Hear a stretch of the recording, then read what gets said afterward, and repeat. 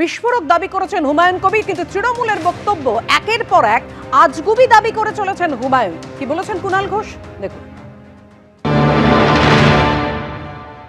যত বেশি উনি বুঝতে পারছেন যে ভোটে একটা ভয়ঙ্কর ভরাডুবির দিকে যাচ্ছে, উনি দোকান খুলে বসে আছেন, দোকানে লোক আসছে না, তো তত বেশি এই সমস্ত আজগুবি নানা কথাবার্তা। আর একটা বিষয় হচ্ছে ওনার কোনো আত্মীয় বা ইত্যাদি ইত্যাদি, তা নিজেকে তার সঙ্গে বন্ধনে যুক্ত করছেনই বা কেন? তো উনি যে সব নানা রকম কথা বলছেন, ওনার আত্মীয় ওনার কথা শুনবে বা ওনার আত্মীয়র কথায় উনি চলছেন, ব্যাপারটা তো সেরম নয়। এবার উনি আপন মনে যা যা বলে যাচ্ছেন, ওনাকে ভেসে থাকতে হবে একটু। মেয়ে জামাইয়ের সম্পত্তি বাজেয়াপ্ত, আর এবার হুমায়ুন কবিরের পত্নীকে নোটিশ।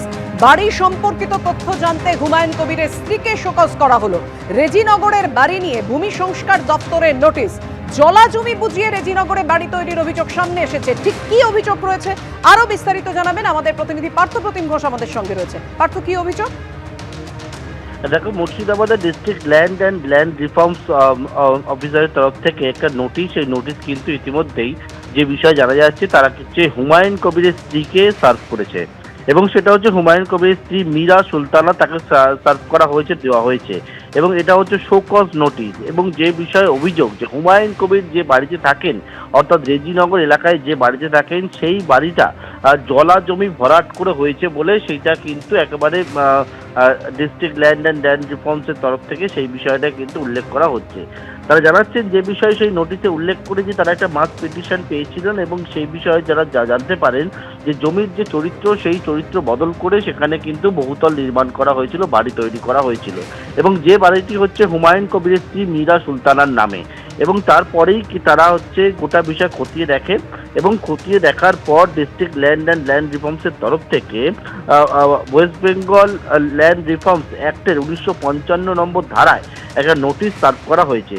এবং সেই নোটিশে বলা হচ্ছে আগামী 7 দিনের মধ্যে হুমায়ুন কবিরের স্ত্রীকে বলা হচ্ছে যে শোকজ নোটিশ, এবং সেই শোকজের উত্তর দেওয়ার জন্য এবং জানানোর জন্য যে কেন তাদের বিরুদ্ধে কোনো ব্যবস্থা নেওয়া হবে না। অর্থাৎ তারা এই যে তাদের বিরুদ্ধে যে অভিযোগটা এসছে, জমির চরিত্র বদল করে সেখানে জলাজমি ভরাট করে সেখানে বাড়ি তৈরি করা হয়েছিল, এবং যে জমিতে এটা করা হচ্ছে সেটা হচ্ছে 0.02 একর জায়গা, সেটা কিন্তু করা হচ্ছে।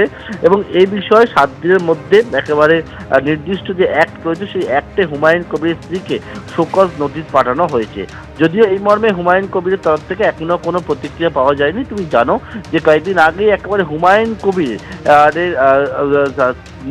যিনি মেয়ে, তার শ্বশুর বাড়ির একাধিক সম্পত্তি, সেই সম্পত্তি কিন্তু ফ্রিজ করা হয়েছিল।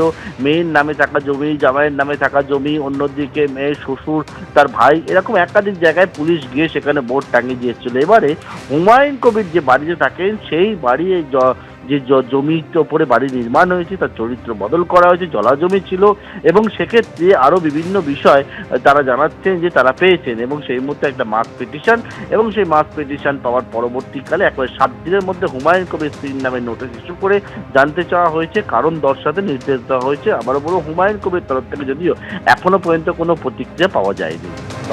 ধন্যবাদ তোমায় পার্থ। এর আগে আপনাদের মনে থাকবে যে মেয়ে জামাই হুমায়ুন কবিরের মেয়ে জামাইয়ের প্রায় 10 কোটি সম্পত্তি বাজেয়াপ্ত করা হয়েছিল মাদক মামলায়। মেয়ে জামাই এবং শ্বশুরের প্রায় 10 কোটি সম্পত্তি বাজেয়াপ্ত করা হয়েছিল। এবিপি আনন্দ, এগিয়ে থাকে, এগিয়ে রাখে।